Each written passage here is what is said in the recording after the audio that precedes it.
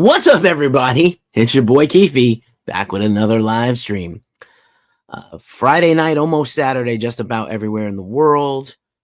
And we're here to talk METAL, me here, you there. In case you didn't know and you're unfamiliar, for the uninitiated, Ghost Cult Mag is your 24/7, 365 day a year.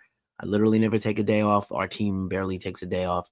We're your resource for rock and metal news, drama, interviews, concert and metal festival reviews, and everything else. It's crazy. It's crazy how much we do. We're going to talk all about it. David J. Lossie is here. Swarmer Music is here. Negative Noise 9000 is here. We are streaming everywhere through the grace of StreamYard, except TikTok, but we're hanging out with y'all on TikTok also if any of you want to show up and chat. But the best place to enjoy this show is YouTube. Give us a super thanks or a super like or a super chat. Twitch, feel free to sub. We'll sub back. Facebook, Instagram, which I'm in the chat for also. So thank you all. It's a crazy world. It's a crazy time in the world. I say this every week at the end of my sign off for our weekly live stream. It's a tough time in the world, and we're seeing it everywhere. Pray for the flood. Yo, I love your screen name. Pray for the flood is here on TikTok. So the soul is here. Jason4 is here. And I wanted to talk about Finn McKenty, and I think people are getting this thing wrong. And I will tell you, a lot of people who have never discussed Finn McKenty or have never considered Finn McKenty have jumped on to comment on this for the clicks. If I had wanted to do this for the clicks, I would have done it immediately when that story broke. But I waited until today. I thought there were more important things to talk about. Actually, there was a few more other live streams I wanted to do this week that I just didn't have time to do. I don't know if y'all will support me going live multiple times a day. Do you want to see this face multiple times a day? I don't even want to see this face multiple times a day, and it's my face. But I wanted to talk about Finn because I think it's a real indicative of the rest of what's going on in the metal space, right? Drayden's here. Joe is also here. Bixflix is here. Thanks for being here on a pre-holiday weekend. People are busy doing shit, and I wanted to come on and talk about Finn McKenty because I have something most of these other commentators don't have, which is I have a personal connection to Finn McKenty and several personal Finn McKenty stories. I'm not purporting to be his friend, but I've had a lot of interactions with him well before the punk rock MBA. So I think some of the reason why Finn is the way he is goes just he's always kind of been who he is. And I wanted to talk about it's inherently very interesting. You know, when pop culture people leave social media or celebrities leave social media like a Kylie Jenner or a Lily Singh, usually, and those two are not the same things, usually it's like a disgrace or a burnout, which burnout is very real. I've had a very rough week mentally and physically, and I'm still here kind of doing little bits in the background. Luckily, Ghost Cult is an international group of volunteers, and me and my partner, Omar Cordy, we have a whole staff of people contributing to album reviews and editorial and, other things. So, just buck wild. It's buck wild out here. But Finn McKenty basically walked away from the internet. Actually, 7 months ago, to be honest with you, he quit his channel. 7 months ago. That's what I wanted. And no one noticed. I don't think a lot of people noticed. He retreated from his Discord. He stopped doing social media posts about he stopped making content. And he just didn't even, he had a goodbye, kind of not a goodbye video, but he had a video. He actually just took it down because I watched it yesterday again, and I should have screen grabbed it, and I didn't. He looked so broken and was so negative. Matt is here. Sheldon is here. B. Talini 8 is here. WNC 1984 is here. Hello. Tulisi is here. So he basically made a video that's like, I don't like making this content anymore. I've been unhappy actually with my content for 2 years. I'm grasping at straws. I don't like this. The negativity in the comments is horrible. Do something else. You have a huge following. When he said he wanted to go do other genres and people blatantly hated the stuff he was doing, he went back to, the stuff. Dillinger's back. What up, Dillinger Compound? Dillinger, we're going to talk about Finn McKenty now. I waited till now to talk about it. And I said at the top of this, and you, Scott V is also here. You've been a faithful follower of Ghost Cult, and I think you know me a little bit. And I still need to DM you about whatever that tip was right after this live stream. If I wanted to do this for the clicks, like so many others that have never paid attention to Finn McKenty or only paid attention to him when he's been very trolly and reactionary, which, let's face it, is all the fucking time, because that's his brand. And you're going to find out from this. You're going to learn stuff about Finn McKenty in this stream and podcast. You have not learned about him from anyone else, because no one else has that background. I have the background with this guy because we used to work together, and that's what I'm getting at. If I wanted to do this for the clicks, I would have did it right on Wednesday. I see 50,000, 75,000, 100,000 views on videos for people who have never paid attention to music culture. They do their reaction videos, which I think are kind of lame. Finn ended up starting to do reaction videos because he was just so popular and people wanted them. Ghost Pipe is here. Are you laying the ghost pipe? Ghost Pipe. Bradley is here. Louisa Evans is here. So, I think we all fall into kind of this trap of the social media, the grind, the millennial thing is this grind until you succeed. And burnout is real. I've had a really rough week. It's also the anniversary of my father's death, which has hit me particularly hard this year. There are years where I can't even function. And then there's other years where I'm good. And this year I was just like, time is killing me slowly and everyone I love. But, I powered through. And, Finn put up a video that is now taken down as of today. He took it down today because this thing is hitting critical mass.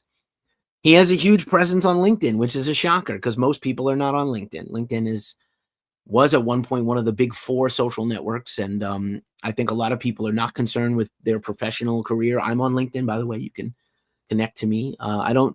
I have a Ghost Cult page on LinkedIn, and I have my personal professional page on LinkedIn, which I have my suit and tie and before I grew the beard out.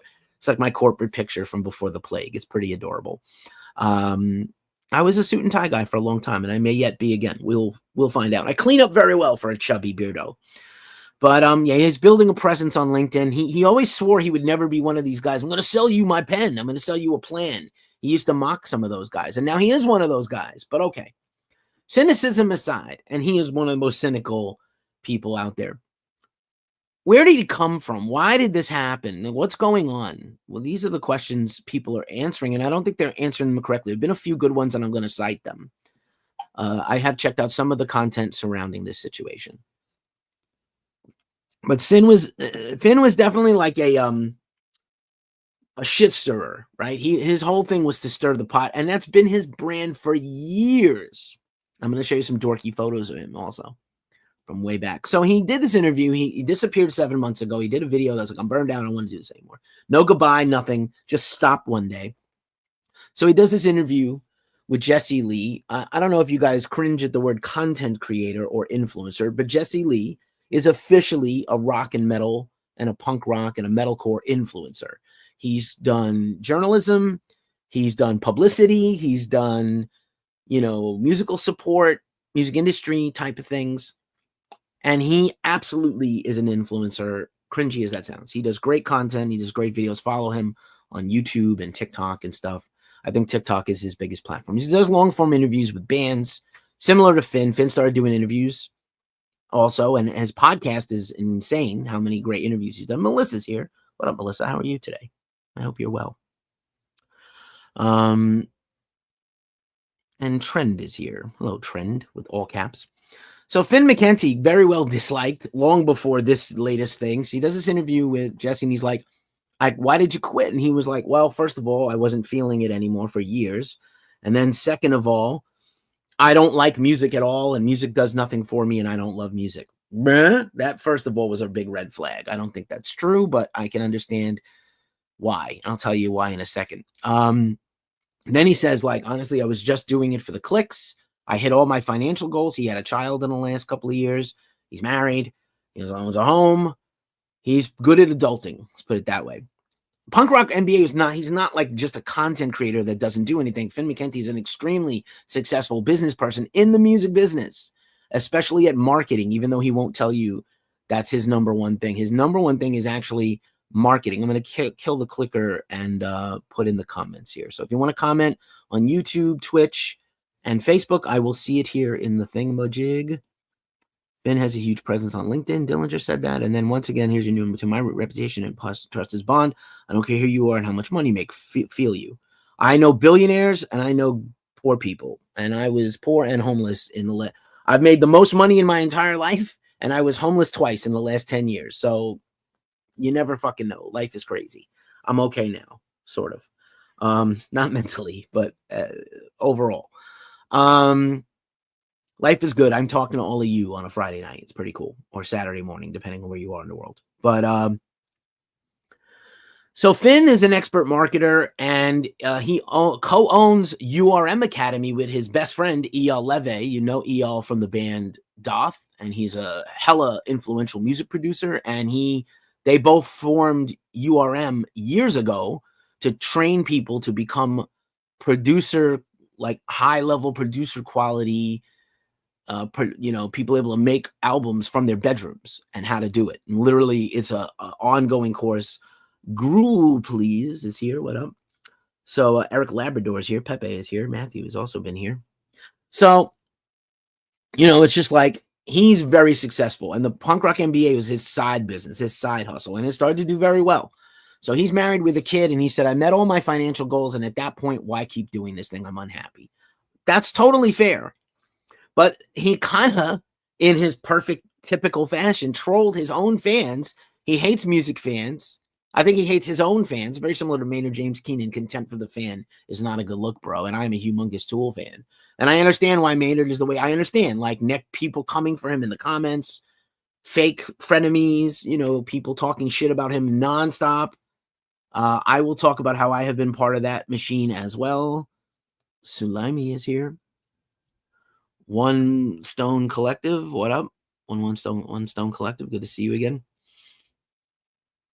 Oh, Screams of Hakamak, what up, what up? Of course, I'm sorry. I don't recognize your screen name, friendo. Massachusetts in the house, or New England in the house, what up, what up? Good to see you. My former adopted home of Massachusetts. So Finn McKenty, man, like, why is this a thing? Why is this a problem? The friendly man is here. All right, good to see you back. Thank you. I followed you. If you follow this live, I will follow you back permanently as a friend and check out your content. So, yeah, like, he gave this interview and he came off real shittier than he normally is, and he came off very dismissive of music fans. I find it hard to believe that a guy with a Hatebreed tattoo doesn't love music. I find it hard to believe. He claims that he just Wikipedia'd stuff and pretended to know about bands. It's not really possible at the level of depth that he showed. So I think that's all a troll. And I think it's very similar. I don't know if you guys are sports fans.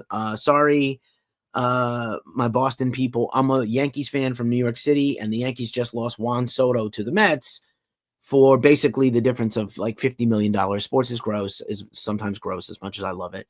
And Juan Soto said, oh, like the Yankees didn't make me feel like family, and they treated my family bad, and they're not about family. But that's just a way to excuse his feelings for taking the biggest contract, almost one of the biggest contracts in sports history, and taking $750 million, almost $800 million when it's all said and done, because he doesn't want to feel bad for shitting on the team that traded for him and paid him for a year. So good for him to make that money. And it's the same thing for Finn. I think this interview is defense against people when it finally came out why he quit, and it would have come out sooner or later. He could have just said nothing, but he came off like, even though he was chill in this interview and not combative, because Jesse is a great interviewer, he talks so much shit in this interview about his fans, about music lovers, very dismissive of people, like everybody's shitty on the internet. I get so much hateful comments on our own stuff, public and privately. You don't see them all. I read them all. One of our friends at Ghost Cult was Trevor Sternad. And, he unalived himself because he was suffering from depression and mental illness. And part of it, he said, was that the constant negative comments about his looks deeply affected him. This guy was incredible, a champion of death metal, one of the coolest guys to ever fucking do it, one of the biggest talents to ever do it. And he took his own life because the internet hurt him. And I'm not diminishing that. I know the very clickbaity cover of this is "Who hurt you, bro? Who hurt you?" So, it is what it is, man. I'm okay about getting burned out. I'm okay if you Goose is here. What's up? Snyder Smith is here. I'm okay if you get burned out. I'm okay if you quit something if you don't love this thing, you can't do it. I often say this to my friends. This is my dream. Ghost Cult is my dream. I played in bands for 20 years. I worked in music marketing. A lot of people are like, of course he sucks. He's got a marketing degree, man. Well, you know what? I have a master's degree in marketing and advertising, and that's my actual profession. And I have taught and trained people for free and for money in music marketing, bands on how to make it. And I'm probably going to bring back some free content in 2025 where I give free lessons about how to make it in the music business, or at least try to do better with your band. Because I think, a rising tide raises all ships. Yeah, man, Trevor was incredible. He was so nice. He lived in Brooklyn for a while. We used to see him all the time. He was good friends with the co-owner of Ghost Cult, Omar. He was always nice to me. The very first Ghost Cult podcast interview is with Trevor Sternad. Like, what a fucking loss, man. And I respect the Black Dahlia Murder for going on and putting out such a killer record this year with Servitude. So Finn, man, like, he really shit the bed on this one. And he said the negativity is what's bothering him, and everybody kept coming for him. Everybody kept coming for him. And, let's just talk for a second. Like, major people in the music industry who do commentary and reaction videos and music metal related channels like myself, much bigger and more successful, have been talking about this. So I'm going to blow this up for a second. Let's just talk about this for a second, right? So Lamb Goat ran the story first. I think I had it later that day or the next night. I was just doing it for the money, but like, this is one of the kinder takes. Like, this is just matter of fact. Ben Wyman had an online course on how to make it. Of course he did. It's just good business if you have knowledge to share it. And if, I'm not saying be, a commercial fuck about it, but if you can listen, if you got a skill and a knowledge base that someone else doesn't have, you can see where the internet is going. People crave knowledge. Why Reddit is not just a place to talk shit. It's people looking for information. Quora was huge for a long time, and it still kind of is. It's just kind of clickbaity now and shitty, but like, people want to know stuff. Discord and Reddit exists because of this. Toby Goldie is here. Misfits is here. What up? Misfits of the something. What up? So here's some of the coverage about this craziness, right? So like Tank the Tech, who I respect tremendously, is one of those guys. Tank the Tech did we got to talk about Finn kind of thing, and he had a pretty good take on it. Fantano went in. He went in, man. Fantano, who is, by the way, part of the Lamb Goat Media Network, which Ghost Cult is a part of. He's now a peer of mine. He lied about everything. Wow. Like, even, for the guy who has like the most traffic of anybody on YouTube in remotely the metal world, Sonus Rocks is here. What's up, Sonus? He lied about everything. Like, judge a little more slowly. I'm disappointed too, but just, words are powerful and accounts are powerful and stuff. And it's like, you're helping to set a narrative that maybe isn't true. And I'm going to talk about why in a minute.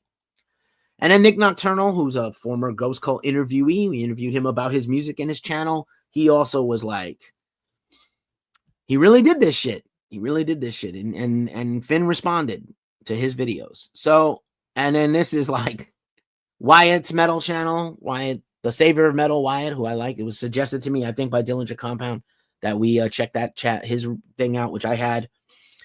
And this is like screen grab from his opening of his video. Like, why it's like Southeast of Heaven dropped by. What up, sir? Come on in and say hi. Ghost Cultist, Southeast of Heaven also, but also a podcaster and book author. So talking about Finn McKenty, and he had a legion of haters, man. He had his haters. And it's no surprise that he had a lot of people. I mean, like, literally, look at this. This is from 2 years ago. Like, there's a Reddit thread, why people hate Finn McKenty, 2 years ago. And literally, it's like countless answers of negativity and shittiness. So I get it, because I have had people be shitty to me on the internet as well. And it fucking hurts. I'm not going to lie. But also, he was making incredible profits from from YouTube, which we'll talk about in a second, because I think even the best indicators of how people make money on social media underestimate how much money he really made. Because again, he's a genius at marketing. He's really smart. He knows how to make money at this shit. He really does. So check this dorky fucking photo out of Finn McKenty, like in 2010. Finn McKenty started out as a character called Sergeant D, and he had his own website, Metal Inquisition. Yes, Inquisition is a dirty word now. He had another website called Stuff You Will Hate, which is the precursor to the punk rock MBA. Basically, it's basically the punk rock MBA's snark and cynicism and shittiness and kind of dumb jock bullying without the intelligence and the marketing stuff that his music stuff has. And so I met Finn McKenty because as Sergeant D, he put his own blogs out and he started to write for websites. He also had another website called Something Awful. That was about the same time as Stuff You Will Hate. But Metal Inquisition, this was his first website here. So metal with that font and the almost the Inquisition band font, which fuck them, pedos and Nazis, and the pentagram. And he started doing podcasting and he started interviewing bands. And there's a lot of shitty hot takes, which is, again, what he's known for. And maybe some reviews and things like that. But it wasn't very inspiring and exciting to him. But he started to troll as a whole means of communication. And I get it. It totally works. I totally get it. So he moved on from this to Stuff You Will Hate. Just picking on scene kids. So scene core and easy core and all kinds of metalcore and swoopy haired things was the thing back then. 18 Visions, Atreyu, Broken Side, Attack. And he just thought this was the dorkiest shit ever. And he consequently baited their fans into following him and then gave him the smackdown. Gave him the elbow drop, right? And it worked because when you troll the shit out of people, they're like, I'm so angry at you. How could you do this to me? And that's what they do, which is why I don't do it. But if I was smarter, I'd be shitty and lie and bullshit in my stories and my YouTubes, and I'd have a lot more money and more success and maybe be happier. But as you can see, more money, more problems. He is not happy. He's very sad. I wish I still had that. I wish I'd screen grabbed that video. I know better now. I'm a screen grab everything, but I should have screen grabbed that video. And he looked literally like a man whose soul, someone took a shit in it. He was like, I want to talk about how unhappy I am. It's really bad. It's really bad. Mental health's a motherfucker, man. It's a really bad motherfucker. So he took Metal Inquisition and the Sergeant D character, which enabled him to kind of be, Sergeant D from Stormtroopers of Death. The mascot is Sergeant D. Sergeant D is coming and you're on his list, right? You could not make that record today. Like literally telling you who he is. I'm super un-PC. I don't give a fuck. This and this and that. On this interview he did, which I listened to, with the 100 Questions podcast, still on YouTube if you want to watch it. Look at dorky Finn McKenty, no tattoos, not cool, with a little Caesar haircut and a Nike sweatshirt, fucking dorky as fuck. I think he worked at Nike corporate in marketing and graphic design. He talks about his favorite band is Date Rape and stuff like that, about how he likes these horrible, I don't like misogyny and brutality, but my favorite band is Date Rape. Okay. But he definitely knew his stuff. He can't say he didn't love music because even back before YouTube, he definitely liked what he liked, hardcore and brutal slam death metal. And he had been in the California death metal scene and hardcore scene. He lived in the Midwest where hardcore is a humongous thing. He seemed to have an in-depth knowledge of music. I don't think in a way you could fake it, but I could be wrong. If you think he was bullshit, tell me. I don't think he was bullshit. So he went from these things to writing for a website that I worked at. And this is he started to write for Metal Sucks, but also at the same time, before he wrote for Metal Sucks, he wrote for a website called Metal Army America that I used to work at and ran before it folded. Everybody knows Roadrunner Records. Roadrunner Records it was a part of Blabbermouth was a part of Roadrunner Records and was kind of conceived as we'll do this CNN of metal and it'll bring people to the Roadrunner site. We can promote Roadrunner stories and bands. And then they spun it off to its own thing to be more independent and cool. And,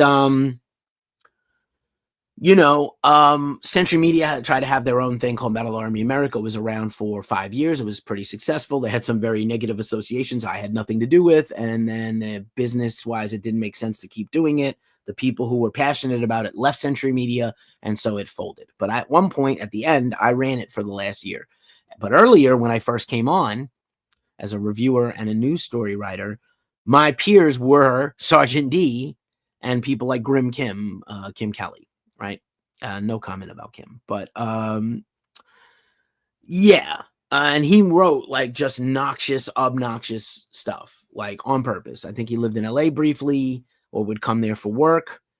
And so he wrote, you can still see his archive if you search Metal Sucks for his archive.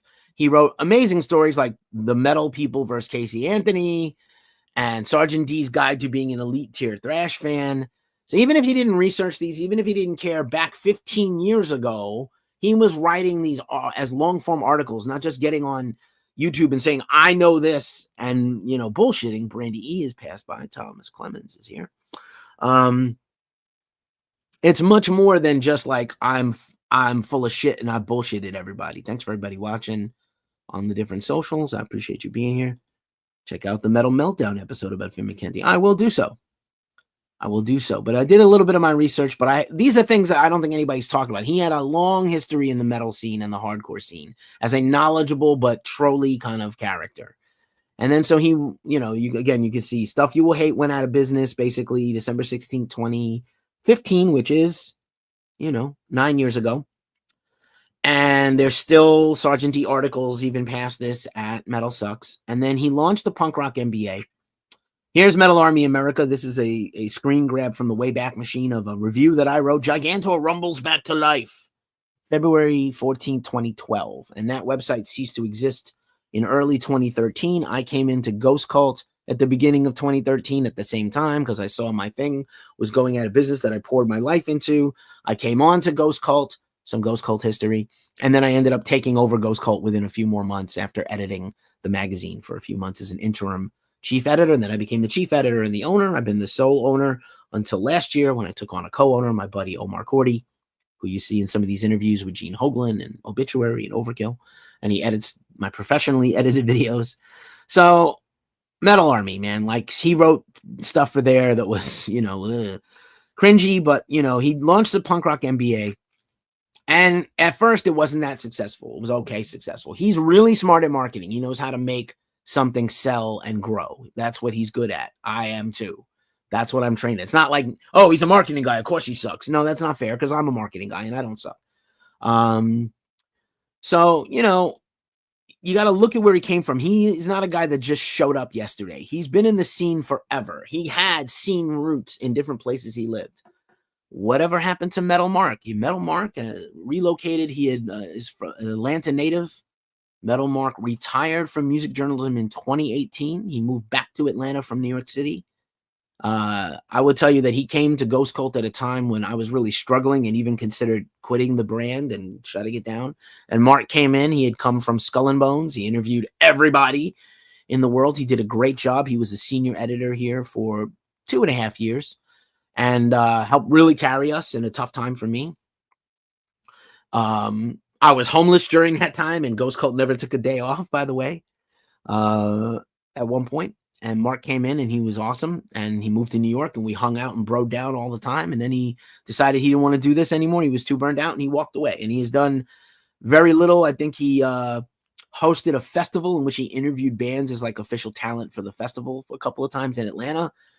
But other than that, he's not done anything that I know of in the scene. We're still in touch. I saw him 3 years ago for the Metallica 40th anniversary weekend. We hung out. We had a Come to Jesus hangout where we broke bread for the first time in a long time. It was all good. There was no acrimony, but, we talked about some things since the end of our business friendship. And we're friends. And he's a cool guy. He's still out there. He literally also killed his social presence like in a day. He didn't want to do this anymore, and he just pulled the plug.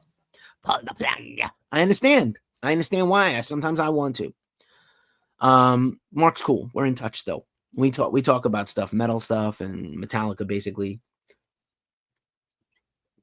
He was and still is a Metallica super fan. He saw them like 15 times in the last 2 years, I think.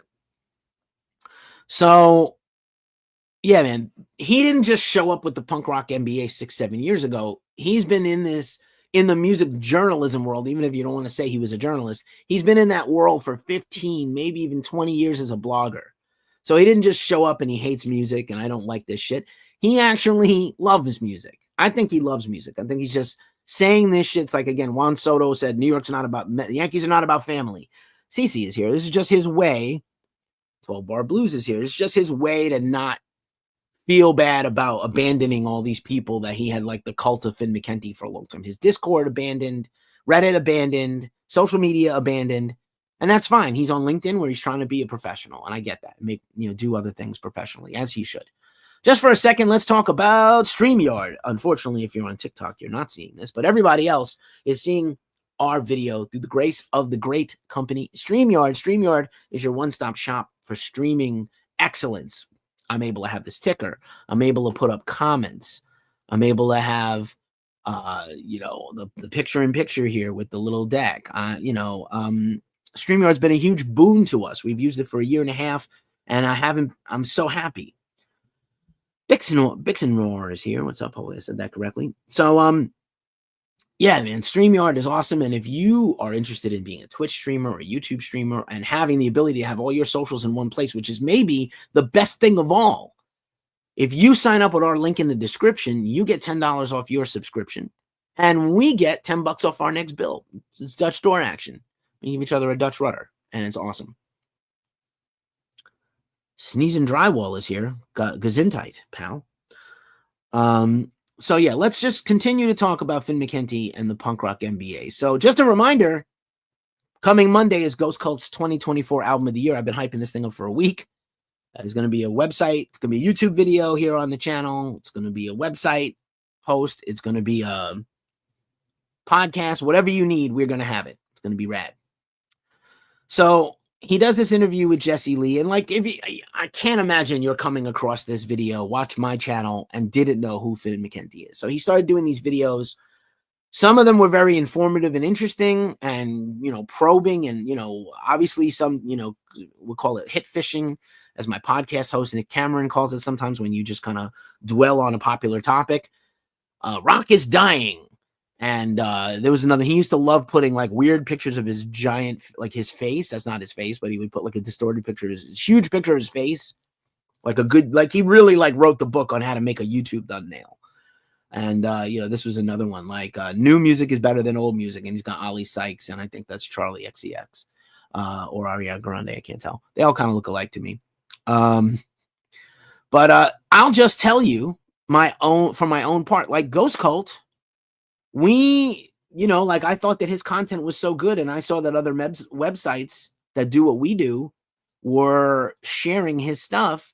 We started to too. I used to share his stuff on our website and comment on it and commentate and pontificate, as my partner likes to say I do. And I'm going to see if I can share the screen and pull up some of this. Sorry for the clickety clack. I had everything else ready.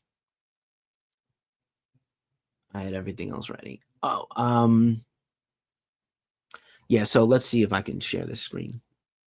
Let's do this, guy.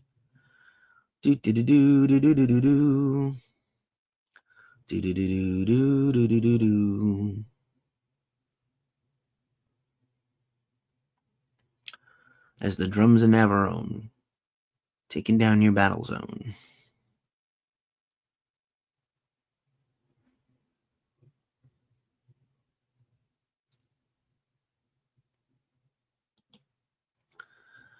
Here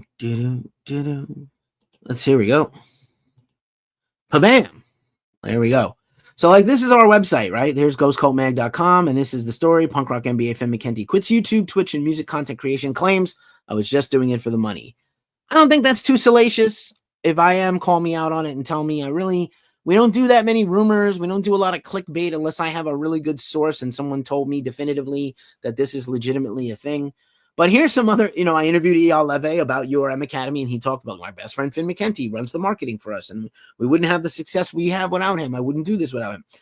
Then I interviewed him. I used to be on a podcast called the Dumb and Dumbest podcast with music publicist Curtis Dewar of C Squared Marketing and probable next Finn McKenty, Matt Bacon. I don't know if you know Matt Bacon. Dropout Media, Bacon's Bits. We had a good run, like 500 something episodes of that podcast. We did 100 episodes of the Music Business podcast on Sound Talent Radio and Media on streaming everywhere on podcasts. We interviewed Finn, and I'll be honest with you, we talked about things and he was completely dismissive, like a troll. Like he dismissed us. Like he literally was like, I don't care about marketing. I don't care about music. He did the same thing he just did in this interview. I don't care. And I think my partner at the time was crushed to hear that his hero kind of negged us so hard. And I was like, oh man, I respect your marketing acumen. He's like, yeah, I don't care about any of that. But like, clearly it's how he makes money. Marketing, right? Like bands are stupid. He said that. He's like, bands are dumb. And they're not just ignorant, they're willfully dumb, and they do the opposite of whatever you teach them or tell them to do, even when they pay you. I was like, that's mean and a little bit true, but that's mean. So he's just been a contemptful person, and when you're a contemptful and trolling kind of person, it's hard to elicit sympathy when you're going through a hard time. I like to think that I'm real. I'm having a hard time, and a lot of people have been supportive of me, but, if I've ever been a fucking douchebag to you, I wouldn't expect you to be looking out for me and care about my feelings. But here's some, just to show you for full transparency, Ghost Cult, I wouldn't say we don't make a profit on anything, but I would say like Ghost Cult, we have definitely on the back of Finn's clever content, made our own content. And I'll tell you where I did it, for better or worse, man. Here's the Punk Rock MBA examines why, God forbid, Candaria's Shadows Fall didn't become bigger. That's in 2020. That's the last time we did anything, though. Punk Rock MBA analyzes why Paramore, Slipknot, Limp Bizkit, and Blink-182 are successful. These are some of the biggest bands ever. Punk Rock MBA examines why rock is dying. I showed that title card earlier. Punk Rock MBA examines old school music versus today. That's that other one. Punk Rock MBA analyzes how My Chemical Romance got so big. This is in 2019, before the official reunion started. Punk Rock MBA examines how Suicide Silence redefined deathcore. He did so many videos on metalcore and deathcore and emo that it was crazy, because these have huge, huge fans. They have huge fans in the scene. Huge fans. So yeah, we did this for a while, maybe a year's worth, where he'd do 1 or 2 videos a week and we would share it. Punk Rock MBA examines the most hated bands in metalcore. Muir, Bring Me the Horizon, and Attila. And he's not wrong. So let's see if it goes back one more page. What killed death metal? Nothing killed death metal. This is fucking stupid. And he loves death metal. So yeah, and then it's more Dumb and Dumbest stuff, where I think we quoted Finn McKenty a few times, because again, my partner was obsessed. He's kind of a douche canoe, and lost respect for that guy. But whatever, doesn't matter. What I think doesn't matter. So yeah, man. Like, let me stop the screen share and go back to this guy. Blah! What? Horrifying. So Eyal, we interviewed him recently, and he talked all about Finn, and again, how vital he is to his operation and how important he is in helping him. And Eric Kaplan is here. Naya Arroyo 165 is also passed by. Thank you for passing by. I appreciate you. So it kind of is what it is. I did want to take this moment, and a little strange media is here. What's up? Let's do one more screen share. I have Social Blade, I think, ready to roll. Let's see if I can pull up the Social Blade page, because I want to interpret some of this for you. So I just did YouTube stats. I didn't look at the rest of this stuff. And this is honestly not a great, like a sole indicator of how a page is doing, but I just wanted you to see it. I'm going to blow this up again. So I learned finally that you can't appreciate what I'm looking at unless I'm showing you what it is. And that might be my fault. Be a better host. God damn you, Keefe. God damn you. So look, here's Social Blade. 370 uploads, 604,000 subs, 95,200,246 views on YouTube since March 16th, 2016, 8 years. These rankings are kind of arbitrary unless you understand the whole of YouTube and the internet. Negative 4,000 subscribers in the last 30 days, so people are unsubbing like crazy, especially probably in the last week. Monthly earnings, $190 to $3,000. This is very low. $36,000 a year earnings, just not possible. He's made like probably $100,000 from YouTube a year the last few years. Surely enough to pay off a house.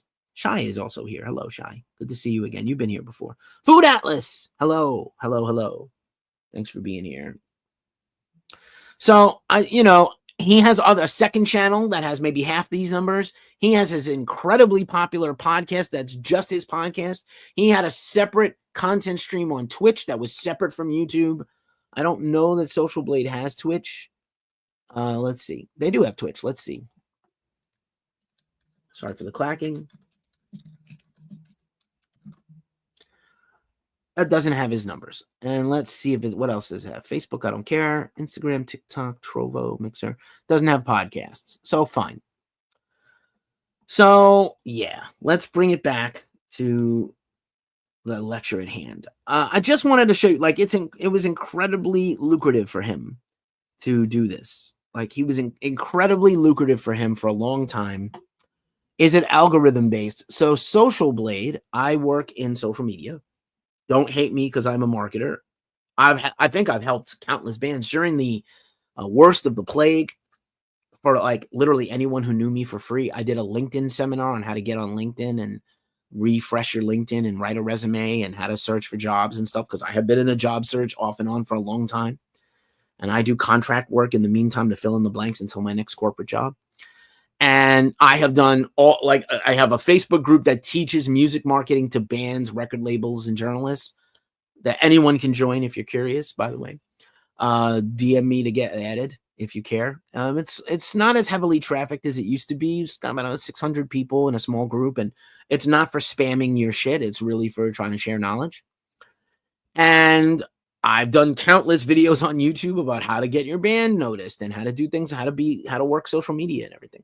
So it is algorithm based, but I think what it is Social Blade has an API sharing agreement with all those social channels they have that allows you to track the success. You could look up Ghost Cult, again, 600,400 subs, or a little bit less now, maybe under 600,000 officially. Ghost Cult has 5,400 subs. I wish I had 10,000 or 20,000 or 30,000. I think when I showed the Tank the Tech video earlier, Need All Exchanges here. What up? What up? What up? Good to see you. We're just talking about Finn McKenty and the Finn McKenty controversy. Not because I want clicks, because I have a backstory with that guy. I worked with him. And I'd like to say I interviewed him and he was pretty shitty back then. This is not new. Like, he suddenly lost his love for the music. No, he has always been this way. So he took down this video that he had made 7 months ago, not saying goodbye, but like, I don't know what I'm going to do next. And then he was gone. So he took that video down today. I wish I had screen grabbed it. He took it down today. And now he's responding on LinkedIn like he didn't expect this stuff to go this way. Let's see if I can pull up his LinkedIn. Actually, that'd be kind of interesting. Let's find out. Let's find out. Let's find out. There was a TV commercial with Let's Find Out. That was their jingle. Why do I remember these things? My one of my mentors and teachers in grad school, when I got my master's degree in Boston University for advertising and marketing and digital marketing. Well, we're going to get there in a second. One of my, if you ever go to the movies, especially an independent movie, like a local indie movie house, let's all go to the lobby. Let's all go to the lobby.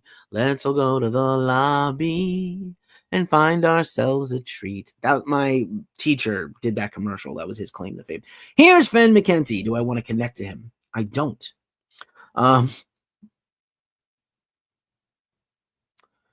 I do not.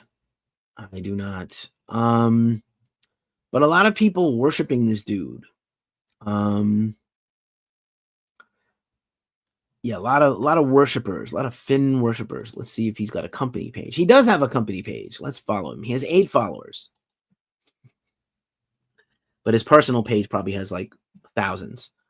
So he writes, I've spent 20 years building and marketing products for $15 million in revenue for online education at Creative Live and URM Academy, design and marketing for Abercrombie and Fitch, how corporate, product strategy for Swiffer and Febreze, digital media for Red Bull, Element, Nike, ACG, and projects for bands, including A Day to Remember, Periphery, and Of Mice and Men. As a content creator, I've also generated 130 million views and 760,000 subscribers on YouTube, 105,000 followers on Instagram, and 15,000 LinkedIn followers. Let's do something cool together. DM me or email me anytime. So yeah, I'm trying to see if he's got that message. I don't quite see if his thing is public. Let's see. Let's see his personal page. He has a slice of pizza emoji next to his name, by the way. Free LinkedIn guide and featured, helping entrepreneurs grow on LinkedIn and YouTube, as you know, seen on New York Times, CNN, No Jumper, and Billboard. Let's see. He's got a newsletter. It's kind of the same thumbnail, his face or his body. We'll talk about some negative stuff in a second. I don't see a public post here. So I guess they're connected to him personally. I'm not, nor do I want to be, but maybe I'll follow him and just see where it goes. But thank you, Needle Exchange. I appreciate you. So much love. I appreciate you. So Dillinger Compound says he's a con man. Let's be real. So if I've been doing music journalism I was a professional writer before I had a band. I have been a published author since I'm 18 years old. I'm 52. I worked in music journalism since 2006. I worked for a blog called Vulgar Display of Blog that became Wolverine Kills. You know that guy, the concert prognosticator. He was the webmaster for Mouthful War, Pantera's message board for the 90s. We became friends, internet friends, I think through MySpace and Facebook. And then I used to send emails out. I used to do my own version of blogging before there was blogs. I sent an email list about like what records to pick up and what I was listening to. And then I started going to other things. I worked for Nefarious Realm. I worked for Metal Army and then Ghost Cult. And I've had Ghost Cult ever since as my thing. But once I took it over. But if I turned around today and was like, I fucking hate music, you're all idiots, and I fucking give up, you would be like, this guy's bullshit. You know how many hours of videos I made, how many people have watched and supported me, talk about my love for music and how I want to uplift bands. And I would almost rather not write about popular bands. I literally don't write about some bands because I don't fucking care for them, which you're not supposed to do. And I have made, not enemies, but I've got the disdain of some of my former most trusted peers in the music business because I won't cover certain bands who I consider to be shitty people and bands, no matter how popular they keep getting. And I don't chase the clout and the clicks. I wish I need to. I'd like this thing to make more money. 12 years of this thing, it needs to make some more money. It's a very expensive hobby. So a lot of people feel like he's a con man. All the comments are very negative. I would say, like, if he was legitimately burned out and hating it, don't keep doing it, right? Pivot to something else. So what he preferred to do is to make money selling himself as a guru and an entrepreneur. No problem. He's always done that. I've done that. It's not anything to be ashamed of. It's just how you do it. If you're sitting here with a cigar and a bunch of rings doing TikToks, redundantly bullshitting over and over the same 20 topics and convincing people you know what you're fucking talking about when you don't have much of a track record, that I'm not doing. But I digress. I have an actual background also like Finn at big brands, at ad agencies, doing what I do, which is social media management, strategy, crisis management, and paid advertising. That's what I'm an expert at. I've done music PR. I've worked at record labels. I've helped small and bigger labels promote bands and campaigns and things. I helped some bands get their first big stories into websites like Ghost Cult, but not Ghost Cult, besides Ghost Cult. But, you know, a lot of people feel cheated by him. They followed this guy and they, for whatever reason, his content resonated with them. Angry Metal Guy has some of the most read album reviews on the whole internet, and they're all negative and shitty to a fault. That's their brand. Fuck this. Ghost Cult is well respected as one of the best reviewing websites because we're a little more thoughtful and we don't get as many clicks. There are some reviews that don't get any clicks and some get thousands. I don't know why. And I'm an expert at this shit. But a lot of people feel cheated by him. If you feel cheated by this turn, like heel turn, I don't believe he means it. I don't think he means it. I don't think he's coming back. A lot of people will be back. He's not coming back. He's done. Now, he also said he's going to delete his channel. But I'm going to tell you, as a marketing expert, what he has in his channel is passive income for free. All his channels will continue to get views. Like maybe Twitch is not the same as Facebook. Really, like Twitch only operates well with live streaming. But I guarantee you his YouTube just staying dormant has gotten him money, probably a payout every month, probably in the thousands or tens of thousands still, because he has 600,000 followers and new people discover in the algorithm all the time his content. Whenever, if a Day to Remember drops a new video on Tuesday, his channel and his Day to Remember videos are going to get hits. That's how it works with our stuff. I know because I do it. So I think he's done with music critique and commentary. And I think he's done with his channels. I think he doesn't not in his bad English. He definitely loves music. I was going to say he doesn't not love music. He absolutely loves music. He has a fucking hate breed tattoo of all the bands that have a tattoo, by the way. I love Jamie, but I will be heard. I can only imagine what corny fucking chorus is on there. Can we say Pitchfork Media? Well, I'm going to tell you something real interesting, man. Pitchfork and Consequence of Sound. No disrespect. I know people that work at both those places and respect them greatly. Until hipsters, kind of funny, like Finn's original thing was to call out scene kids and hipsters, and he kind of became an alpha male manosphere poster child hipster.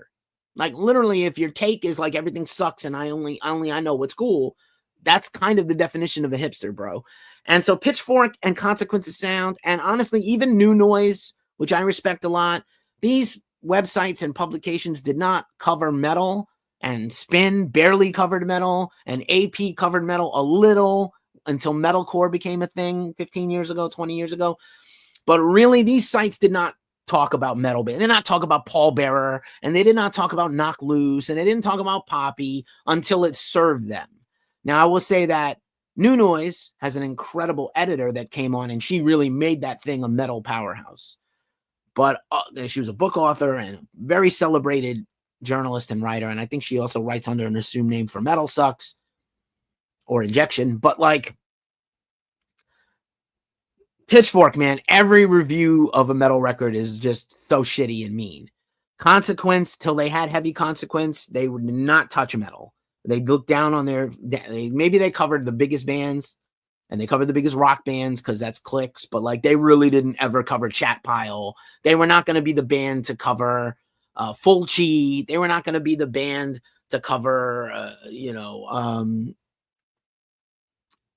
any of these underground great bands. They just wouldn't. Never do a story on a bot ever in their life. Now New Noise and Heavy Consequence are now legitimate metal websites that I have to contend with as my competition, as I lost my pink lighting. So yeah, man. Do you feel betrayed? Do you care? Do you not care? You're just going to go on living your life? Do you just listen to music and you don't care about what people on the internet say, including me? That's fine. That's completely fine, There's nothing wrong with that. Needle Exchange says, I can appreciate Finn going out with both middle fingers up. Everybody's talking about him. Oh, yeah. Well, you came in kind of late here. So he had a video 7 months ago where he didn't say goodbye, but he said, like, I'm burned out and I don't like the content I'm making and I want to do different stuff. But whenever I've tried to do different stuff, people don't like it. Now that he did this interview with Jesse Lee that paints him as kind of a villainous, don't give a fuck kind of person, he's getting even more shit than he already used to, and he has gotten shit for years. But this isn't new. This is his personality flaw or defect, or maybe it's his superpower. I don't know. But he's been on the internet as a journalist, air quotes, journalist, for 20 years. So for him to say, suddenly, I hate music, I never cared about music, I would never listen to System of a Down, but you did 10 videos about System of a Down, because new metal is having a huge resurgence. You met the senior editor of Revolver Mag at the is that Brandon Geist? He's fucking awesome if it's Brandon Geist. I worked with his wife once, and Brandon's awesome. I wanted to write for Brandon at Revolver at one point. My two dreams in life, I didn't know I was going to end up co-owning a website. I wanted to write for Decibel or Revolver. That's what I considered to be the pinnacle of journalism. Teenage me wanted to be like almost famous and work for Rolling Stone. Then I learned Rolling Stone's bullshit. But historically, Rolling Stone was awesome back in the day, 60s, 70s, fucking fantastic, especially in music coverage. He's kind of right, though. Most internet people are a-holes and don't care about anything new. Well, I'll say this. Straw Freddy is here. One thing that Finn did say, Nick Nocturnal, I guess he's friends with Finn on LinkedIn or personally on Facebook. So Finn gave some statement today that said, like, look, the internet is mean and full of snarkiness and conceit, and I'm part of that also. and just horribleness. And I have helped develop that and maybe even egged it on in people for clicks, which is I'm not happy about, but I did it for the money. But also, like, I like to make the internet nice again. He literally said those words. I threw up a little bit in my mouth just now, and my butthole just clenched extra tight. Like, ugh.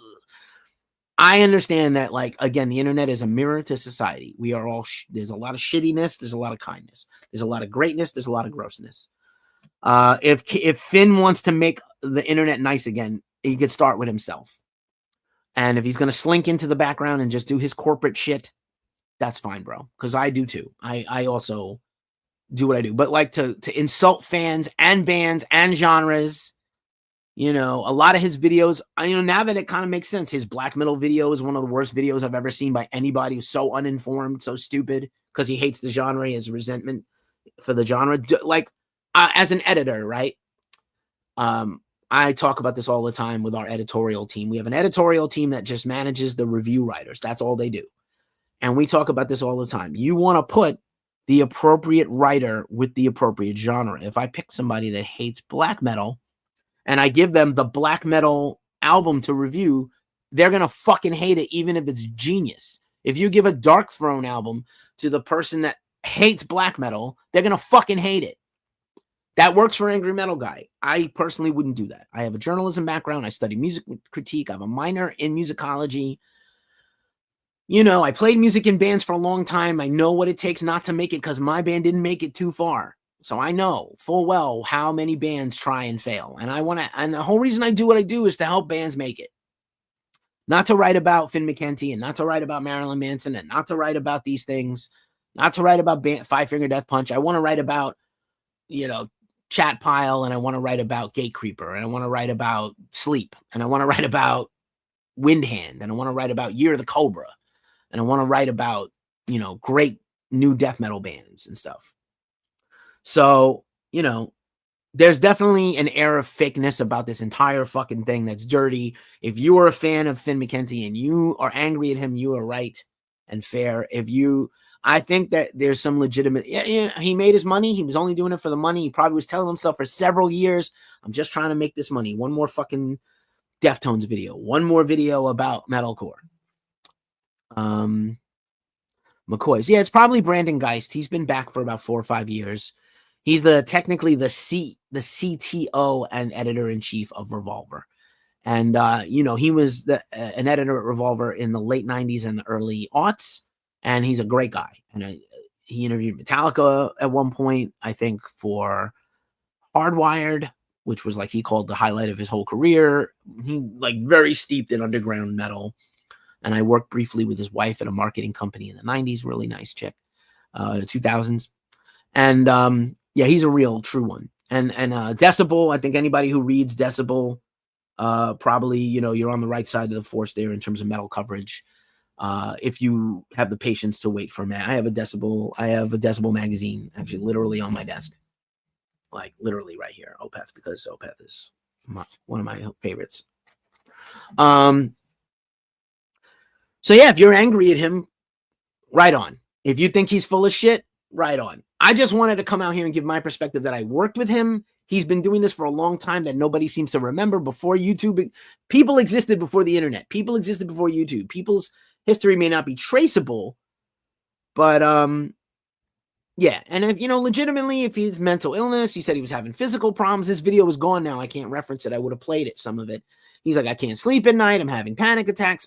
Welcome to my world. I have general anxiety disorder and I suffer from panic attacks all the fucking time. So, just judge a little more slowly. Maybe the guy is actually suffering. Maybe he's having a tough time. Maybe this heel turn wasn't all that unexpected. Sooner or later, he was going to quit. He made like one video a year. He would say, like, I hate making this content. When I tried to do stuff on trap music or Charlie XCX, everybody got angry at him and was like, who wants this bullshit? And his views went down and he made less money. So if you were doing it for the money, I fully understand it was all money motivated. But I think this interview is his shitty way of deflecting, and it made it worse. You really stepped in something. You fucked around and you found out. I think the internet is piling on, which is unfair. And I did respect him at one point, at least in terms of like his acumen for marketing and his genius at promoting stuff cannot be argued with. The rest of it, You know, I even bought one of his shirts once. I gave it to an ex-girlfriend, the technical brutal death metal. It was funny. He was funny. He captured the zeitgeist of young fans. He definitely turned a lot of people on to music. You know, you're a nice guy though, Keefe, and Finn monetized his personality. Well, I mean, like, that's the game here. We're all trying to monetize our personality. I can't do this if I don't make some money. We bring in some money. That's why we have affiliate partners. You have yet to see a sponsored video on my channels. Brooklyn Miss has joined.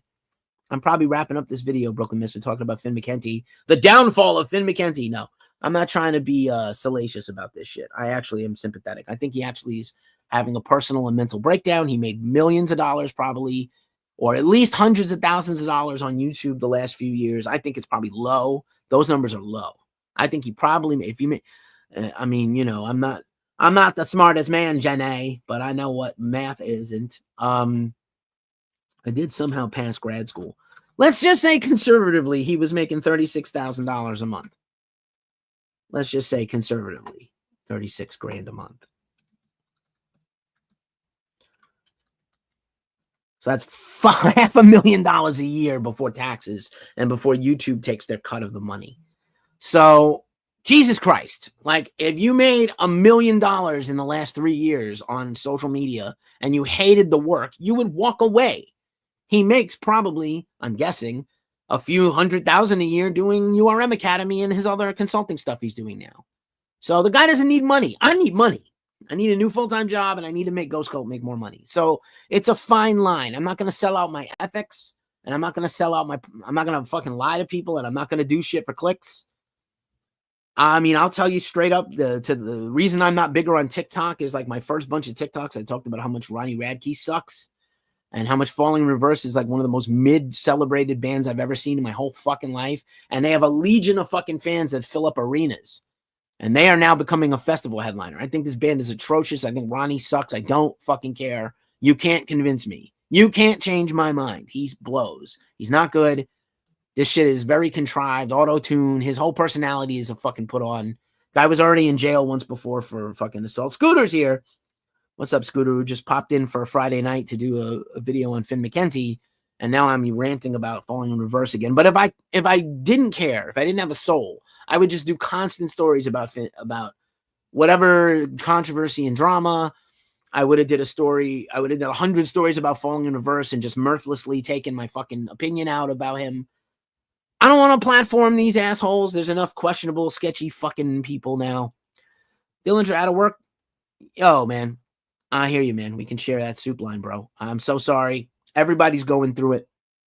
I'm lucky to be a little self-employed, but really, I've been out of work most of this year because of my health issues. Scooter knows. He sucks as a human. He sucks at music. Like, I don't, and the people that celebrate this fucking guy baffle me because, like, I don't think he's even good.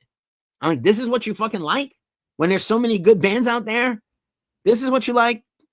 Fuck, but okay. You know, there's people out there like Rockfeed on YouTube, right? Rockfeed, I don't know if people you're probably like at least tangentially aware of what Rockfeed is. That guy, I don't know him personally. He's got good content. He seems really nice and down to earth, maybe similar to me in personality. And happy holidays, Brooklyn Miss, and happy holidays, Scooter and Dillinger Escape Plan and Needle Exchange and any of our everydayers. Rockfeed guy seems real nice. He'll talk to anybody. He interviewed Ronnie, and Ronnie was like, "You're one of the few people that respect me, and I like you, and I like what you do." And that's cool. That's cool. He's not a confrontational guy. He's kind of like Larry King. He's just very soft, very soft. He doesn't have to go.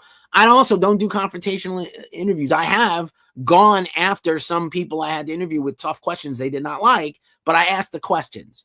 And I told their publicists and I told their labels, like, hey, they were a little uncomfortable, but I asked this question. If you want to see the video first, I will let you see it first, but I'm running this thing. And it wasn't, I'm not an edgelord. I don't need to thrive on this for clicks. I would like to make more money. I'm not going to lie. You can't do this and not, at a certain point, you have to make money to be successful. It's unfortunately part of this fucking thing. Yeah, sorry, the IG keeps freezing, y'all. Unfortunately, we live in this capitalist fuckface society, and this is all that matters. If we could just make art for art's sake and still make a living, that would be fucking wonderful.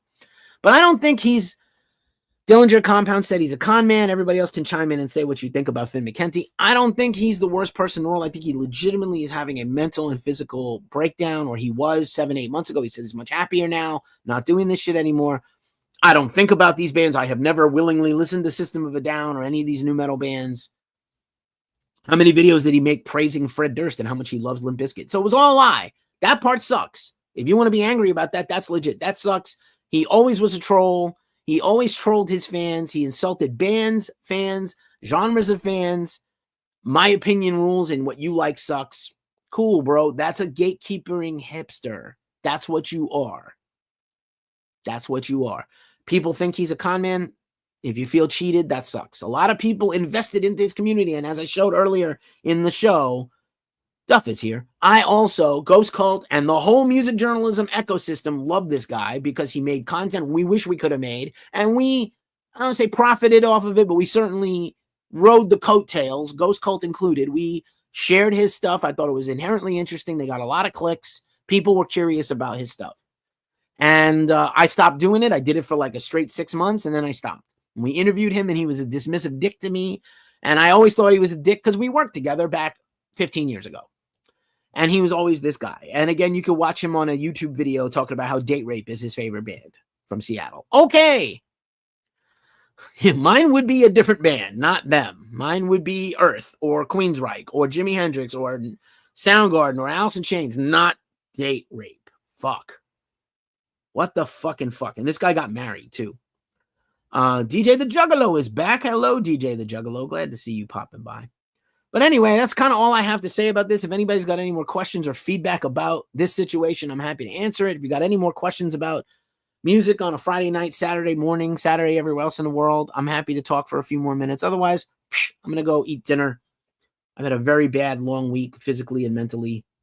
And again, if he's legitimately said he was having panic attacks, he couldn't sleep at night from all the shitty things people were saying to him, but he also he literally elicited some of this stuff.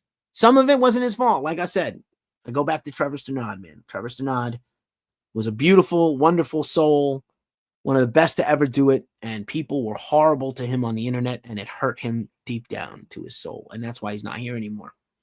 Fucking terrible. Fucking terrible. Fucking terrible. But yeah, man, that's go check out our interview with Eyal. I'll put that in the description. He does talk about URM Academy and working with Finn, if you're curious. Like I said, I think I've had a side of this story no one has talked about that I wanted to share. Needle Exchange says, all we can do is spread positivity through the scene and beyond. I agree. I've done that since I played in bands, since I was just a fan from my earliest days. From my tidy whities in my bedroom listening to War Pigs by Black Sabbath and just fucking, what is that sound?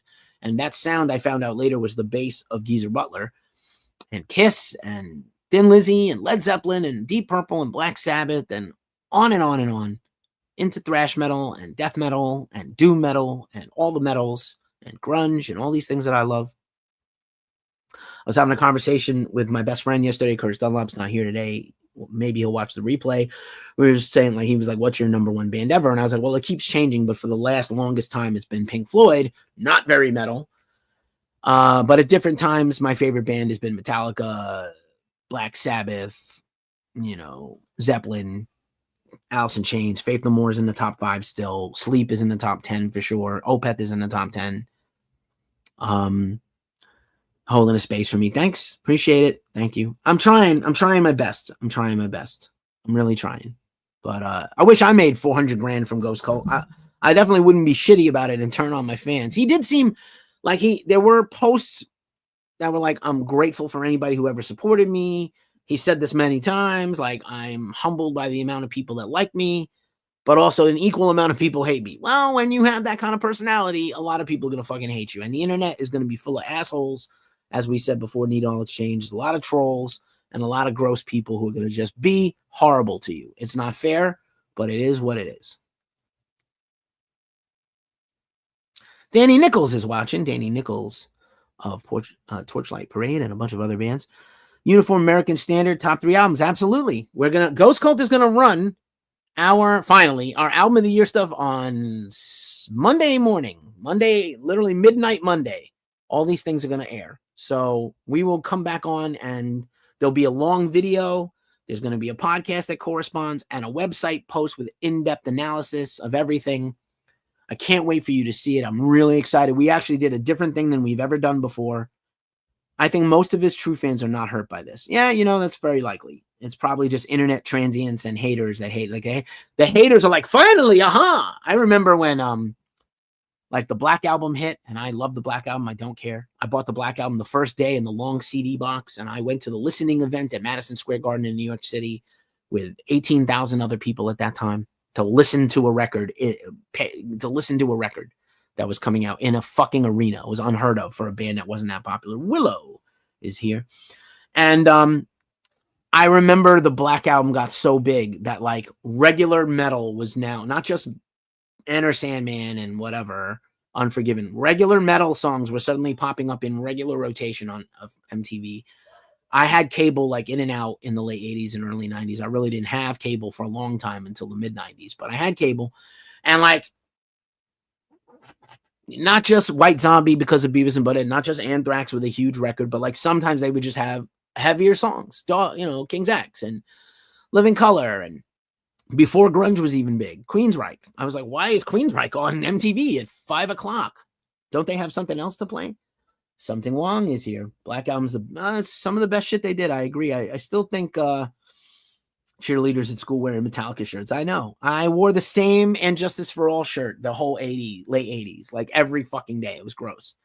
And my mom washed it every other day for me in the bathroom sink because I couldn't wait for the laundry. I had to wear it every day. I didn't care.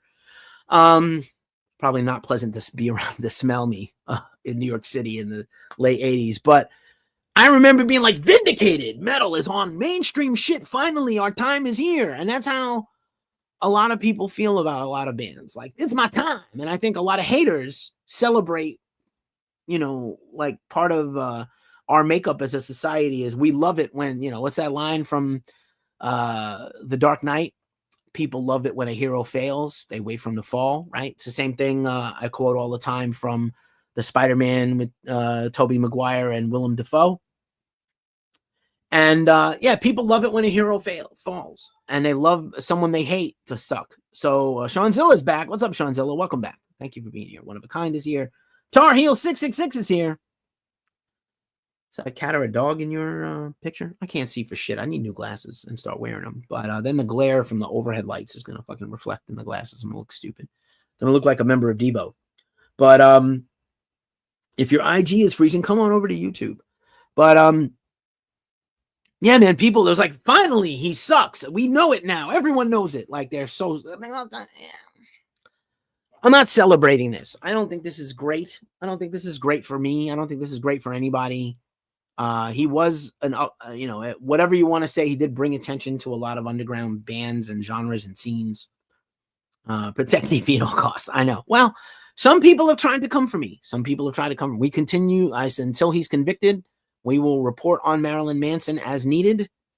I think his new record was actually excellent. I did a review of it on YouTube. You can watch. I thought it was really great. I acknowledge that he's a shitty person, yet to be convicted of a crime. Philip Anselmo, we go back and forth with all the time. People are just, I'm fucking done with Phil. Fuck him. He's racist. Okay, you're entitled to your, that's potentially legitimately fair based on things he's done and said. But at the same time, it's also been 8 years since that incident, almost 9 years, and he's been quiet ever since. Because they took away his cell phone and his social media and other things and told him, be quiet, and just make music. We have to talk about Tim Lambesis. We did a whole, I could have did a video on Tim Lambesis. I didn't do one. At a certain point, you have to think about, like, where as a society is our forgiveness point? And Tim has got a lot of problems, and is evidenced by his recent stuff. Is Reba Myers a full-time member of Manson's band? I believe she is, and she got totally shit on for it. Reba is one of the most unfuckwithable, high-character talents in the world right now. I think Code Orange is kind of on a hiatus. They're not really saying, but I think it's obvious. She got her solo record coming out. Her first single was Killer. And they dogged her, man. Oh, how could she? So many songs of Code Orange about overcoming abusers and all this stuff. How could she?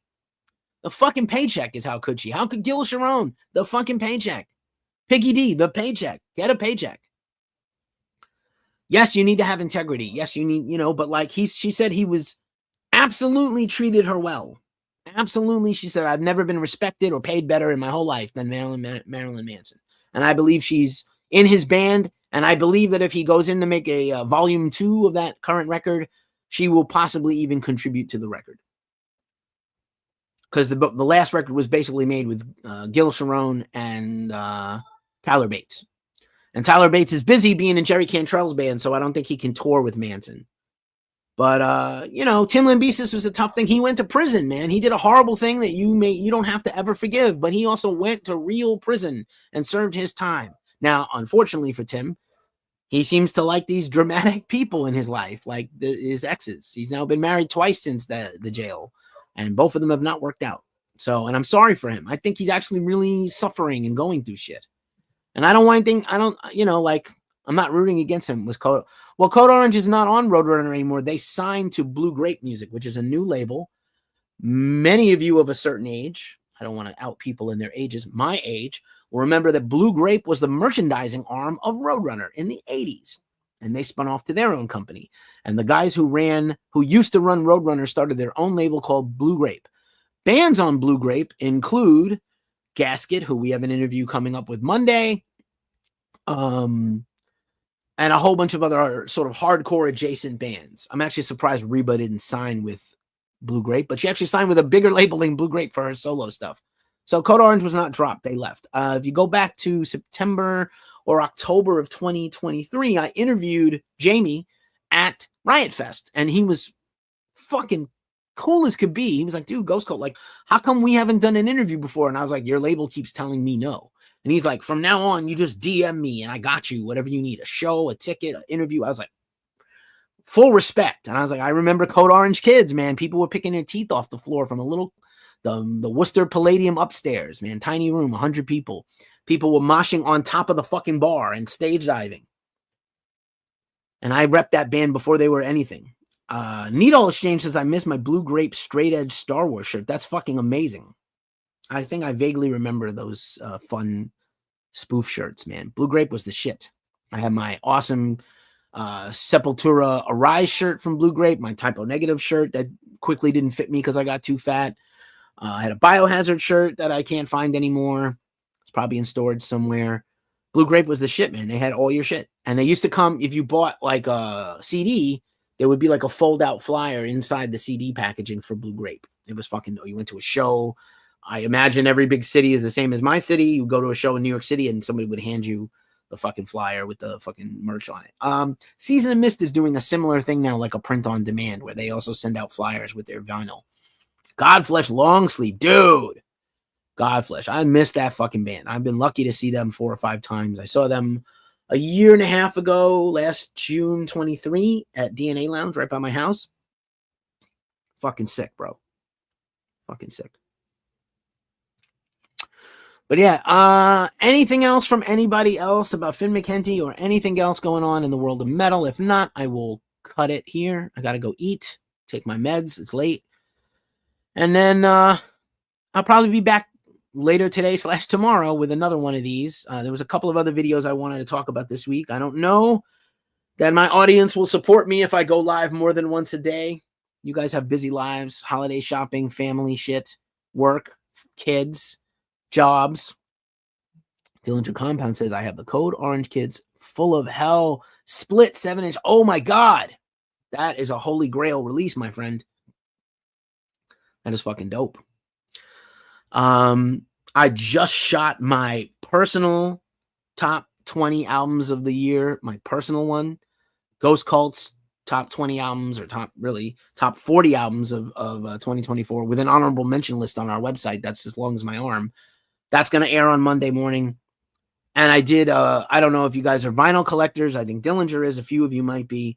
I did a top 20 reissues. So vinyl reissues. Most of which I have. It's kind of a weird year. I didn't buy that much this year compared to the year before when I was like fully employed the whole year and just like take all my dispensable money on vinyl. But I got sent a lot of reissues this year. I bought quite a few, but I was sent a bunch. And, you know, um, I do like my vinyl, but, it's another expensive collecting thing. But yeah, man, you guys have been wonderful. Again, I hope the lasting impression here from the Finn McKenty discussion is I'm sympathetic about his mental health issues and maybe his physical issues. And if we made 400 grand in a year off of YouTube, I wouldn't have any problems and I'd be okay. But I understand why he quit. If he was unhappy and hated doing these videos, then quit by all means. Life is very short, but it's long feeling if you're miserable. That is a quote from me to you. That's what I like to say.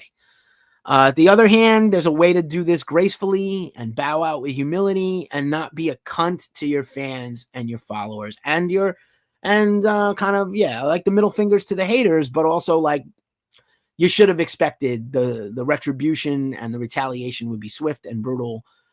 And not that he needs more of it if he's not doing well mentally, but like to be like, I was caught off guard by all the negative reactions. I mean, I want everyone to like me. It doesn't seem like it. That's not who he has been for 15 years online, well before the punk rock MBA. As I illustrated earlier in this video, if you missed it, tune in and watch it over from the beginning and see my long history with Finn McKenty, including as a colleague and when I interviewed him for my podcast, and he was a complete dick for no reason. And my poor co-host, who I don't talk to anymore, was worshiping this fucking guy, and he was devastated by this. We got off the phone. He was like, "Yo, it was horrible. I'm so sad. He really negged me so mad. I thought I really prepared for this thing, and he didn't like it at all because he didn't respect us. And I don't think he respects his audiences mostly. He might be grateful for them for putting money in his house and into his baby crib and being able to clothe and feed his family, but he certainly didn't show it. So I wish him well. I don't wish him bad. I wish him well. A lot of people he lied to all of us and he's horrible. It's like, that's clickbait shit, bro. That's clickbait shit. I think it's deeper than most people think. I think there's even maybe an untold part of this that we don't know yet. Maybe his wife was like, yo, you got to stop spending all this time doing YouTube and be more present. It happens. It happens. Anywho, thanks for being here. I'm Keefe at ghostcoldmag.com. If you managed to watch this entire thing, which a few of you have, you are an absolute gem and a real one. My everydayers, I love you. I will be back tomorrow with another video. We will have tons of shit next week to round out the rest of the year. We're going to have some guest posts from some very famous musicians also pop up, as well as some staff picks on socials and a website at ghostcoldmag.com. Thanks for being here. I'm Keefe, and I'm going to bounce. And I wish you all a good evening or good morning, wherever you are. Thanks for supporting a real channel that respects its fans and loves its fans and appreciates its fans. And you and you and you and me. Peace. Peace and grease. It'd be good if I went to the last slide. There we go.